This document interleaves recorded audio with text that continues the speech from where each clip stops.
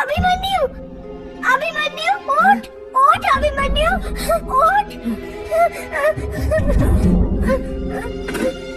मयंक, मयंक उठ, मयंक।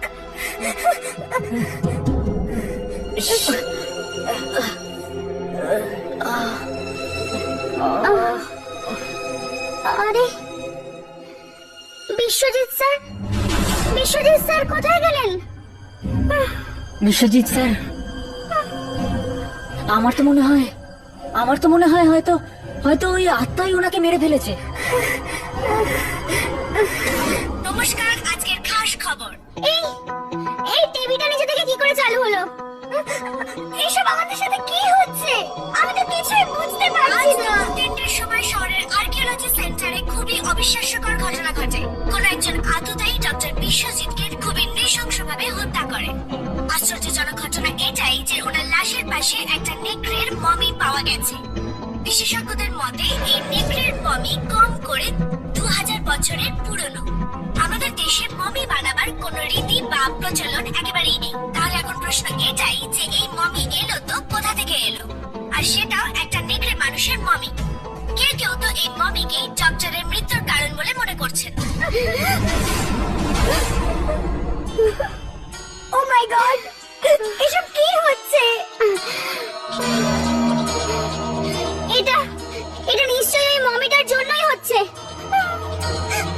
দেখো, আমরা ওই সময় ল্যাবে ছিলাম, সেটা যেন কেউ জানতে না পারে। হতে পারে পুলিশ আমাদের খুনের অভিযোগে ধরে নিয়ে যায়। আমরা তো এসব করিনি। যা হয়েছে ওই মমি আর আত্মার জন্য হয়েছে। আত্মার কথা কেউ বিশ্বাস করে না, পুলিশও করে না। এই রহস্যটাকে রহস্যই থাকতে দাও, তাতেই আমাদের মঙ্গল। আমার তো ভয় লাগছে। আমাদের বিশ্বজিৎ স্যারের সাথে যা হয়েছে সেটা যেন আমাদের সাথেও না হয়। ভাই, কতক্ষণ চুপচাপ হাত গুটিয়ে বসে থাকবো আমরা? তাড়াতাড়ি কিছু না করলে তাহলে ওই আত্মা আমাদের মেরে ফেলবে, যেভাবে বিশ্বজিৎ স্যারকে মেরে ফেললো। আমি তো এখনো বিশ্বাস করতে পারছি না যে আমাদের সাথে সত্যি এগুলো ঘটছে। এরকম মনে হচ্ছে যেন আমি কোনো দুঃস্বপ্নে জড়িয়ে গেছি। ব্যাস চোখটা খুলে গেলে সব ঠিক হয়ে যাবে। কিচ্ছু ঠিক হবে না স্বপ্না, কিচ্ছু ঠিক হবে না। আর এটা কোনো স্বপ্নও নয়। তোদের মনে নেই ওই বইতে লেখা ছিল যে খুজরোকে জাগানোর সাথে সাথে আর তার 4জন সন্তানকেও এর সাজা পেতে হবে। ওর 4জন সন্তানও মারা যাবে। আর সেই 4টে সন্তান আমরা রে, আমরা।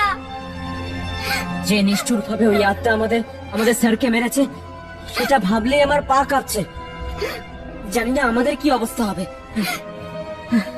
ভাই, আমি এখানে থাকবো না। আমি আমার শহরে ফিরে যাব। আমি না, পাগল হয়ে গেছিস তুই? আমরা আত্মাদের থেকে পালিয়ে কোথাও যেতে পারবো না। তাহলে কি করব? মরার জন্য অপেক্ষা করব আমরা? না, আমাদের চেষ্টা করতে হবে ওই আত্মার হাত থেকে বাঁচার। কিন্তু কি করে হবে মুন্নু? আমাদের ওই বইটা পড়তে হবে। কি?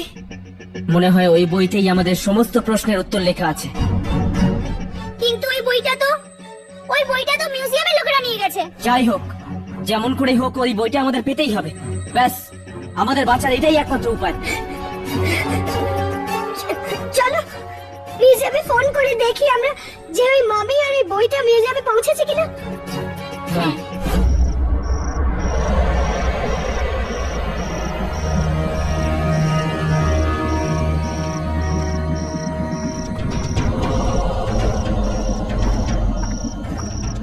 আমার তো খুব ভয় করছে।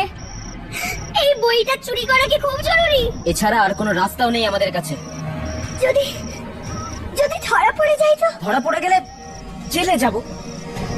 আর যদি বইটা না পাই না, তো প্রাণে মরবো সবাই। চলো এবার। হ্যাঁ, চলো চলো চলো চলো।